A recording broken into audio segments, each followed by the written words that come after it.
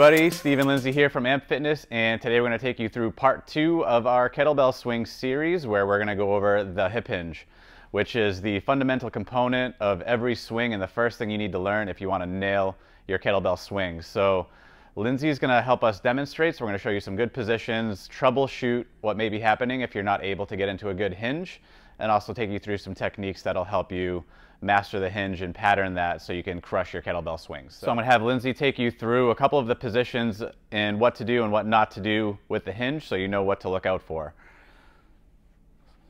So a good hinge, once you go back, you're going to notice that her hips stay above her knees and her shoulders stay above her hips and her spine is in neutral. That is a good hinge. So you always want to make sure that your hips aren't dropping below your knees or stay in line with your knees. That would be more of a squat pattern, very knee dominant, and we want to hinge at your hips. Rule number 2 is your shoulders need to stay above your hips. So when you hinge back, you want to make sure your shoulders aren't dropping too low when you're doing a kettlebell swing or hinge.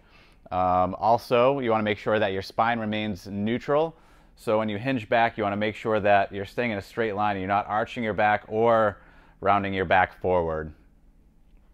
A good way to think about it is pretend like there's a string being pulled from your tailbone right up the top of your head to keep your spine nice and long and in neutral alignment.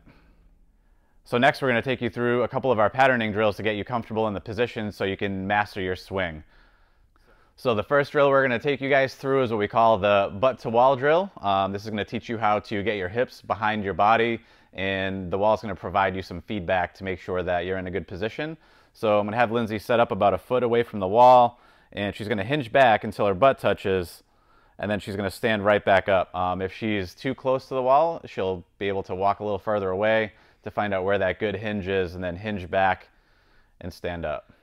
The next drill we're going to take you guys through is going to teach you how to keep your knees back in the swing. A lot of people tend to let their knees drift forward, and it becomes a little more knee dominant. So for the hinge, you want to limit how far your knees drift forward. So keeping your shins almost vertical. It's okay if they come forward a little bit.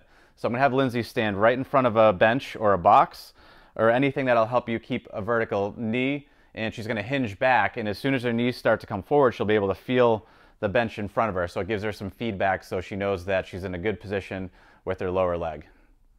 Next, we're going to take you through a dowel hip hinge where we're going to put the dowel on Lindsay's back, and that'll give her some feedback to know if her spine is neutral or not, so she's not arching or heavily rounding her back. So what you want to do is start with one hand behind your head and one hand right behind your butt, and you want the dowel to stay in contact in 3 positions: on your head, right on your upper back, and on your butt as you hinge back, and then stand right up, pushing your feet right through the floor. So a couple of good reps, you'll feel like your spine's in neutral, and it's just a good teaching tool to learn that neutral spine position.